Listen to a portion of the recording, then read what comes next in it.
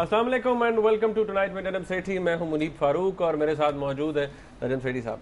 नाज़रीन, आज का टॉपिक जैसे आपको पता है कि विकी लीक्स के बारे में होगा। आपको मालूम है कि इसी साल जुलाई और अक्टूबर में पहले भी 2 दफ़ा विकी लीक्स बहुत से केबल्स जो हैं, बहुत से वॉर लॉग्स जो हैं वो जारी कर चुका है, जिससे कहा जाता है कि बहुत एम्बैरसमेंट हुई थी अमेरिका को ख़ास तौर पर, क्योंकि उनके अंदर बहुत सी ऐसी चीज़ें थी शायद कभी मंजर आम पर ना आती, लेकिन अब आ गई हैं।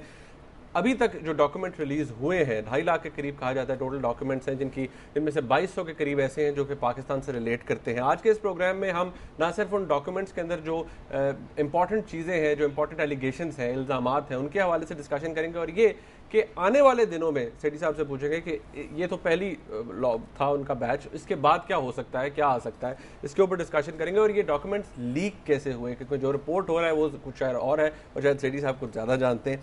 तो नाज़रीन, पाकिस्तान के बारे में बड़ी बड़ी इंटरेस्टिंग बातें हुई हैं। सेठी साहब, मेरे ख्याल में शुरू करते हैं पहले पाकिस्तान के हवाले से। एक पैकेज दिखा लेते हैं अपने नाज़रीन को, वो काफ़ी इंपॉर्टेंट है। तो नाज़रीन, सबसे पहले पैकेज देखिए और फिर हम इस पर डिस्कशन करते हैं।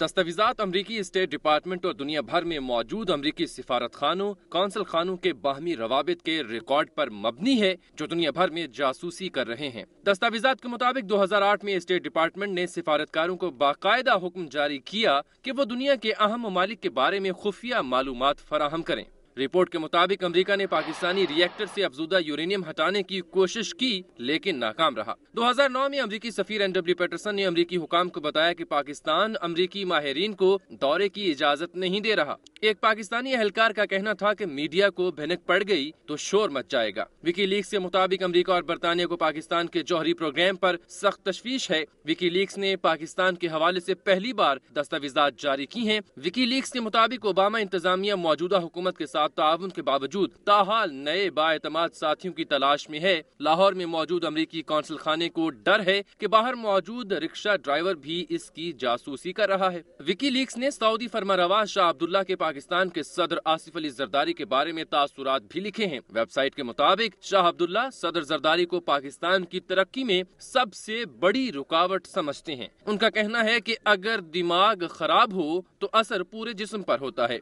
विकी लीक्स के मुताबिक मुख्तलिफ रिकॉर्ड से पता चलता है कि सऊदी अरब के डोनर्स अब भी अलकायदा और दीगर शिद्दत पसंद तंजीमों को माली मुआवनत फराहम करने का एक बड़ा जरिया है। जी सेठी साहब, आपने ये देख तो लिया। मैं हाल में शुरू करते हैं वन बाय वन। सबसे पहले तो हमारे, आपको पता है जरदारी साहब का पॉपुलैरिटी ग्राफ वैसे ही बड़ा ज़्यादा है, लोग खुश होते हैं उनके बारे में जान के। तो पहले हम शाह अब्दुल्ला की बात करते हैं। उन्होंने कहा कि सदर जरदारी जो है पाकिस्तान की तरक्की में सबसे बड़ी रुकावट है। ये पहले हाँ, ये तो अब सऊदी व्यूज़ जो हैं वो तो हम उनसे आगाह हैं, हमें मालूम है। आपको पता है कि 2 साल हो गए प्रेसिडेंट साहब ने वहाँ का दौरा भी नहीं किया और गालबन उन्हें वहाँ वेलकम नहीं किया जा रहा। तो अब शाह अब्दुल्ला के रिमार्क्स आपने सुन ही लिए। अब समझ आई कि वो इतनी सख्त इनके बारे में अपना रवैया रखते हैं या सोच रखते हैं या ख्यालात का, जिस तरीके से उन्होंने इजहार किया कि दिमाग गला सड़ा हो तो head is रॉटन, if the head is रॉटन तो बॉडी कैसे सही सर्वाइव करेगी। तो बहुत स्ट्रॉन्ग स्टेटमेंट है। शाह अब्दुल्ला बीमार हैं, एक अमेरिकन हॉस्पिटल में है इस वक्त।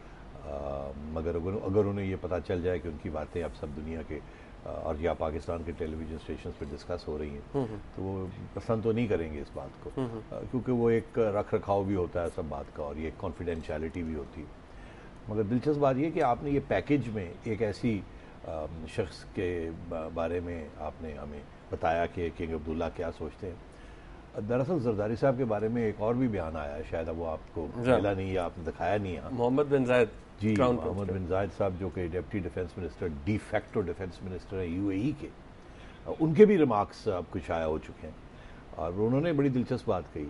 उन्होंने कहा कि Zardari is dirty but not dangerous. मतलब है कि डर्टी से मुराद यही है कि करप्ट है, बदनवान है, करप्ट हैं, मगर ख़तरनाक नहीं। और नवाज शरीफ के बारे में भी जिक्र आया है। इन्हीं साहब ने आगे से ये कहा है कि Nawaz Sharif is dangerous but not dirty. तो मतलब ये कि वो ख़तरनाक हैं, उस पर एतमाद नहीं किया जा सकता, अपने वादे जो है वो तोड़ देते हैं और झूठ बोलते हैं, और मगर वो उतने करप्ट नहीं हैं जितने जरदारी साहब हैं। तो ये यूएई गवर्नमेंट के जो डिफेंस मिनिस्टर हैं, जिनका तल्लक हमारी फ़ौज के साथ है, ज़्यादातर होता है, उनकी तरफ से ये बयान आया। मगर दिलचस्प बात यह है कि हमारी जो मिलिट्री है اب ملٹری کی بات آئی تو ٹرکی کے under secretary of state of south Asia ان کے بارے میں بھی کوئی ریمارکس کہے گئے. انہوں نے یہ کہا کسی امریکن سفیر کو پاکستان کے بارے میں, وہ دورہ کر کے گئے اور اس کے بعد ان کی بات چیت ہو رہی تھی, اس سفیر نے پھر کیبل لکھی ہے تو جو کہ جس میں وہ کہتے ہیں کہ پاکستان کی فوج جو ہے یا فوج کی لیڈرشپ جو ہے وہ زرداری صاحب کو بالکل پسند نہیں کرتی, مگر وہ کو نہیں کرے گی, ملٹری انٹرونشن نہیں چاہتی, ملٹری انٹرونشن نہیں چاہتی, مگر زرداری صاحب کو پسند نہیں کرتی. تو ان کے بھی بیان آئے ہیں. تو زرداری صاحب کو تو میرا خیال ہے وہ کافی رگڑا ملا ہے, اور میں سمجھتا ہوں یہ ابھی اینڈ آف دی گیم نہیں ہے. اس کی وجہ یہ ہے کہ ایمبیسڈر این پیٹرسن جو تھی وہ بڑے قریب تھی زرداری صاحب, اور ان کے بارے میں زرداری صاحب کے بارے میں کچھ ریمارکس ایمبیسڈر پیٹرسن کے باب ووڈورڈ کی کتاب میں بھی آئے ہیں. اور میں سمجھتا ہوں کہ جیسے جیسے یہ وکی لیکس آگے آئیں گی, کیونکہ 2009 تک ہے یہ کیبلز, تو 2010 کے کچھ پہلے 2 مہینے بھی وہ بھی ہیں, تو یہ بہت کلوز انٹریکشن رہا ہے ٹائم یو ایس کا. تو مشرف کے بارے میں بھی چیزیں نکلیں گی, ہمارے کچھ آئی ایس آئی کے سربراہوں کے بارے میں بھی باتیں آئیں گی, جنرل کیانی کے بات کے بارے میں آئے گی بات آگے, کوئی نہ کوئی ریمارکس جو کہ یہ ڈسکس کرتے ہیں آپس میں, اور نواز شریف صاحب کے بارے میں بھی آئے گی. یہ تو مجھے 100% یقین ہے کہ کیونکہ دیکھیے یہ لوگ اسیسمنٹس کرتے ہیں, اپنی سچویشن رپورٹس بھی لکھتے ہیں اور پرسنالٹی رپورٹس بھی لکھتے ہیں.